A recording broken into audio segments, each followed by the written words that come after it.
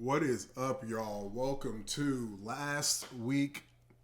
We're changing the name up a little bit. I'm learning how different things get identified.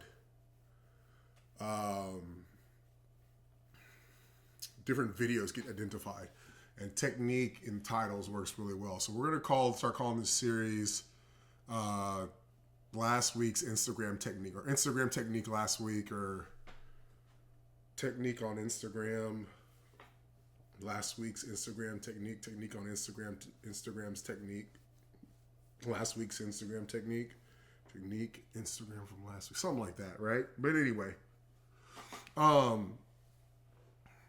just want to take some time real quick, let you know I love y'all. Thank y'all for hanging out with me when I do these videos. Thank you for subscribing, for liking, for sharing sometimes, hitting the noti bell. And commenting. It is, trying to get this YouTube stuff up it's weird. Definitely a delayed gratification thing, but I enjoy sharing the knowledge. But yeah, anyway, so last week's Instagram technique, there we go. I think that's what we'll call it. Last week's Instagram technique. Let's check it out. All right, so our first video we're going to take a look at is the one that went up today. I'm recording this on Monday, so it's the one that went up today, right? So when I made Rakely way back in the beginning, we were like, and we still are, right? We're trying to dominate. And I notice, I always notice when people are not necessarily drawing inspiration from our content, but I would say maybe straight up using it. And presenting it. I'm not saying they're presenting it as their own, but they're definitely not showing love. So it kind of gives me pause, but at the same time, imitation is the sincerest form of flattery. So here's another one that you won't see, or we'll start seeing people talk about. I remember one time the anchor kicks, that one went ballooned like crazy. It was all over Instagram, our coaches' feeds. They were making a lot of videos about anchor kicks. Back when I was relatively unknown, when like 50,000 likes or views was going viral for me, being successful. I had a dive one on the knee drive, and that one went crazy. Saw a lot of coaches and athletes talking about that on their own. And then, this will be another one. So what we look at here with Petey, and you can see this, he has a video too about him like coaching some little kids, and you see his arms stay like pretty straight, and really it's a high elbow catch where you're getting the elbow joint on top, right? So not a vertical forearm where I see coaches all the time, like you're trying to get here and then pull back. One, you just lost your power, but two, it's a low leverage. It's when you open your chest up, you're going to lose your power the more it opens, right? On top of starting out way out here. But it's by design, the early vertical forearm is a low power pull, right? Whereas having an elongated arm with the elbow on top in that like long C shape, that's that power pull for freestyle. So, I've for a long time thought like, you call freestyle, butterfly symmetrical free, but the butterfly catch is completely different, right? It's usually behind the head, and you're here, your fingertips are in, and then your elbow joint makes it face down, but it's still it's still a high level catch, but it's still like curved inwards. Whereas your freestyle catch is going, because it's under your chin, is going to be elbow on top. So we're looking at PD here, and we see that long arm, and he never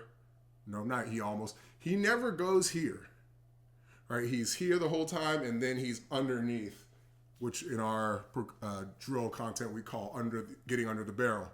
So it's the things that always give me pause about being the thought leader in technique is, it's like, why aren't other people talking about these things? Like, how am I the first one who's saying, hey, PD is like, because you would have heard it from somebody, right? Like the race club especially, you would have heard it from them. They're always on technique and, trying to get faster. So it's like you don't hear it from these people that your arm and your breaststroke, well, it's not even an out sweep, it's like a diagonal sweep. That's why I call it a trapezoid pull. But that your out sweep should be or your out sweep into your down sweep or your in sweep, no, it would be out sweep to your down sweep, is a straight arm. And then you're in.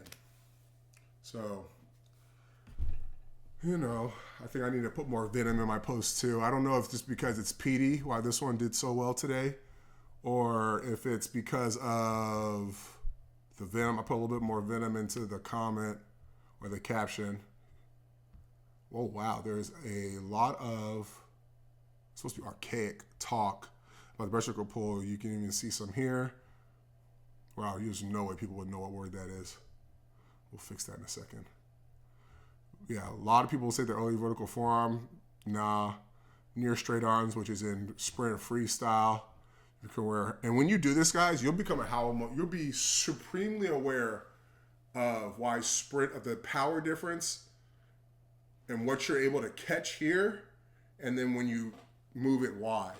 Because you're able to catch like a lot of, if you think about it as a weight, you can move a lot of weight in that sprint freestyle narrow to the shoulder line. And the moment that you're doing that and you slide out, you become aware of like the lack of power you have because you're wide. And that's why I was able to, like, when I say the thing about the early vertical forearm being just a natural weaker stroke, it's like playing with other strokes actually helped me figure some things out, right? And the PD pull I've been doing since, or discovered in 2009, I thought it was wrong, but because of the amount of power I was making and how weak I felt, but obviously we know now it's right. So let's keep pushing on to the next one. What we got here? Okay, yeah. See, okay, I saw a bunch of posts go up after I post this in the morning. You probably look, you can probably find some people with backstroke reels going back and forth like this. Just know we struck again. And what you see here is how when she's finishing that stroke, the shoulder is kind of driving or snapping it through, right? And I remember Pearsall used to say you use your snap to push your body over. But then here the athlete is using their shoulder roll, and what David Marsh told me, using the shoulder roll and the torso roll to push through the hand, right? So you want both things to be true, in my opinion, right? I'd rather, conform to what both coaches are saying than to cut one, or Pearsall being a coach, right, are saying rather than cut one of them out. And this is the end result, right? You have the shoulders pulling the hand through, but then you also have that finish snapping the body through the rest of the way. Wow, this is a written. Oh, okay, no, it's just the window I have open. Yeah, there we go. So yeah, that was, it was a cool one to find real quick. But yeah, I'm a real big fan of the shoulders driving that rotation, and then you're really using your core to, I didn't talk about using the core here, but eventually it's using your core to really yank that arm through the water. So yeah, it's very advanced technique, or can be. Okay, right here. So this one is a complete thought. The elbow joint. Let's just listen. You're gonna bend it and go sideways. That's not how we do our freestyle pulling. So instead, you're going to push the shoulders out. Now you have the range of motion to get that elbow on top. And when you bend the elbow joint, you have that early vertical forearm. Now the second one is the most important one, so really pay attention, is that as an athlete, you need to feel in your muscle memory and your motor skills that you are pressing your elbow down across the pool. This is going to make sure that it doesn't slide out when you bend your elbow and you miss the front half of your catch. Additionally, we need to make sure we bend the elbow and lift it up. This is going to make sure that it doesn't drop on you and we miss the front half of the catch. So you're going to press it forward and bend it up. It's going to zero out the math, and now you have an early vertical forearm. The first one is that you. So it's that second piece. I remember discovering this when I was like 12. We were working on high elbow. Then it was called the high elbow catch. There was nobody used the phrase early vertical forearm. And I remember every time I would do it, because we all swim with our head looking for it. I don't care what anybody says. We all did it and do it. And I remember looking at my arm, which I don't think, coaches, you need to tell your kids this, is to look at their technique as they do it. But I remember looking at my arm, and every time I bend my elbow, it would like drop. Or like, it would never slide wide, but it would, for me anyways, but it would always drop. And I remember thinking, I was like, so if it's dropping, that means I need to like over pull it up. And when I would bend it, and I would feel like I was doing this, right? I'd feel like I was bending my elbow and pulling it this way. But because, let's just say your muscle memory, right, isn't built to pull it down, when I felt like I was going in this extreme opposite direction, it would then stay still and pull it through. Now it just stays still on its own. I don't have to think about it. It doesn't feel like I'm lifting it up at all. Lifting it up feels like I'm lifting it up. But I remember when I was learning, I remember we had Mickey Kresbach pulling Round Rock. Shout out to Round Rock. Shout out to Mickey. Rest in peace. And I remember just looking at it and seeing like lifting my arm up as I'm bending and then pulling. So big time skill. I probably need to put that in my content. I don't think it's in my content. All right, let's see what we got last going on.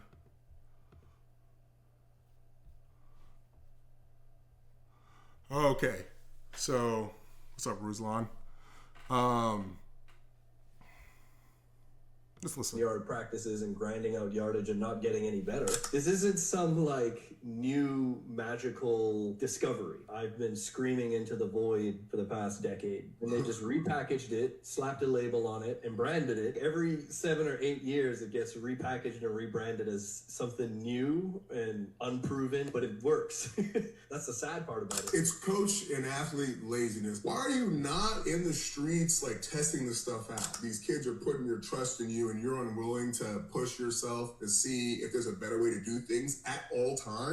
And if you're okay with mediocrity, I need to wipe you out and make you so uncomfortable that you quit. Because you either evolve or you die. And in swimming, unfortunately, you can not want to be the best you can be and still collect a paycheck as a coach. The sport is super frustrating a lot of the time. All right, so what I'm talking about there is it's about coaching. And my parents raised me like this. Going to UT, you have to be like this going in, not get there and become this. Is you're trying to win every time, all the time, or you can count that as be your best. Like there's no days off, there's no minutes off, there's no seconds off. You're always looking for that edge because you don't want to give it to somebody else, right? And it just amazes me how you can see somebody doing something that works. So this is where Cam comes in, right? Where we're talking about him. And it's not like, okay, let me see what's there, right? So I would even say you ditch what you're doing and you try it. And, you have a whole season. So you have till December, really, to see what you can get out of it. You start in September. So September, December, let's just say you do that and your sprinting gets better, but then all your distance and middle distance stuff is terrible. You tweak it, right? And let's just say you get your championship meet and your 200 got better, but your 100 didn't. You tweak it.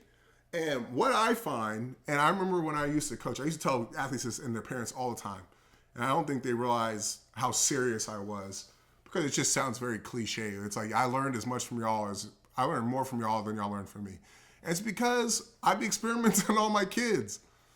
I'll be honest, like Rakely is as effective as it is because I would take things, use them. The kids would say, we don't like this, ditch it, or I wouldn't get the results I'd wanted, and I would change it, right? And then, you got to kind of push yourself, within your timeline to get feedback, right? So, if you may get to 2 months left before your taper meet and you get the final piece of feedback that's going to make the whole thing work, right? To where you're fit your sprints to your 200s, including your hundreds, is now working. Can you land that plane? There's a level of stress to that because you don't know it's for sure going to work because you just don't have the feedback. But you also know based on the feedback of your other failures that this is the next move, right? Or it could be the next move. So, you know, you got to move with a lot of confidence and take that risk. And, you know, you fail the risk. Everybody has a bad season. You get in trouble with somebody or with the coach or with your higher ups, whatever. Parents are mad because their kids didn't ball out. And in my case, I just say own it. Like, hey, look, this is what we did. This is a chance we took. Like, we were trying to get this done. It didn't happen. And at the end of the season, I've had this happen before, actually. I was like, at the end of the season, I was like, we had 2 choices to make, and I picked the wrong one. I was like, I should have gone the cautious route. We'd be, without a doubt, ahead of where we are right now, because now we have to double back and learn these things, which was fine. Like, you know, the kids ended up going their tags times for long course, but for a short course, we took a gamble and we missed. The kids still swim fast, don't get me wrong, but we took a gamble and we missed. So, in terms of the big goal, right? The 1 in a million shot.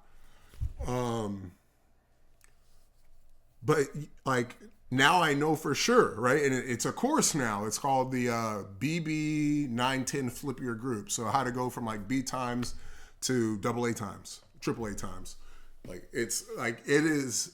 I think I even mentioned or talk about this, that it's from trying to be the best, making mistakes, and then like I think I even talk about how we were nailing it until December, and I had a choice to make on whether we were going to introduce more power stuff or if we need to spend more time on conditioning, but the fundamentals. Because I thought the kids had absorbed enough fundamentals that we could push it. Tried to push it, kids' fundamentals fell apart. Just weren't ingrained in their muscle memory. So it's like now we're in the middle of, you know, we got 2 weeks before championship meets come. We can't go back and we can't just start changing everything right then, right? It's too late. So, you know, we just made the best of the situation with our training, not necessarily our technique. And, you know, the kids still swam well, but it's like if I was going to get fired for that, I would have taken the gamble because I play to win. And what I would gain from that, even if I got fired, right, for that reason, for not putting those kids at state championships, what I would have gained in terms of knowledge, I would have been able to fix in 1 year, right? So let's just say now I go to a smaller team, get paid less, whatever. And then from that mistake, now I have the answer. They ball out, boom. And then somebody asks like, hey, like what happened at these 2 teams? Like didn't go so well here, went super well here. And I can articulate myself like, hey, yeah, we took a risk. We did everything right until this one. And then I had a choice to make. Like, do we gamble and do the stuff that's going to for sure land us at state championships, like guarantee land us there? Or do we put it off for half a year basically and go for it next season and everybody gets it for sure and we focus more on fundamentals? And I, guessed wrong, but now I have the answer and you saw what happens. And it's a system, so it's repeatable and it'll happen again. Boom. Right? So I think that like when we're talking about when I am talking about coaches not pushing themselves to be the best, it's like the kids deserve it. Right? Like you're so either self-absorbed in not getting results or the fear of not getting results because you're changing something, or you're just lazy that what you have works enough that you're not tweaking it. And I don't mean small tweaks, I mean major tweaks. Right? You're at 100, okay, I want to get to 1,000. We're going to tweak this to 999 and see what happens. Oh, way too much. Let's tweak it down to 665. Right? Those are big jumps. But you're like you have to do things that people aren't willing to do, and you have to take big risks to get big results, or to get big failures, or to give you big feedback that you can get big results. So I don't get it. I really don't get it, especially when the better you become, the more confident you are as a coach, The more the kids can feel that energy, the better you get paid. And you get to be a winner. So it doesn't make any sense to me. It doesn't compute. It doesn't compute. The only thing I know is that I'm competitive as hell. If you don't have that in you, we're not on the same team. You will have it in you because I'm not going to give you the choice if we're on the same team. Or it's going to be an extremely uncomfortable I don't know what the word is. It's going to be an extremely uncomfortable level of camaraderie because I'm not going to lower my standards from being the best just so you can feel comfortable. So anyway, guys, thanks for checking out. Thanks for hanging out. Once again, love you guys. Appreciate all the love. Appreciate the likes. Appreciate the comments. Appreciate the follows. We're gonna run this thing. Just like y'all saw with the breaststroke one. Let me know what y'all think about that PD one. And have you heard it? Have you seen people talking about it? I haven't, and I'm a savant for technique. And I usually see people following my trends more than me learning something from them. Or finding stuff to talk about from them that nobody's ever talked about before, right? Like there's early vertical forearm. I've seen people talk about that before. So if I copy them, it's like, yeah, but everybody's seen this before. The diving stuff with the knee drive, I hadn't seen that anywhere, and then everybody was doing it. The anchor kicks, I hadn't seen that anywhere, and then everybody was doing it. So yeah, what type of content have y'all seen? And on the PD, let's just call it a straight arm breaststroke diagonal sweep. Have y'all seen people talking about that and where? Let me know in the comments. Thanks for hanging out, guys. Hit that noti bell so you're notified whenever I drop a video. I do Tuesday, Wednesday, and Friday at 10:30 a.m. Central Standard, here straight out of God's country in Texas. And I will holler at y'all later. Peace.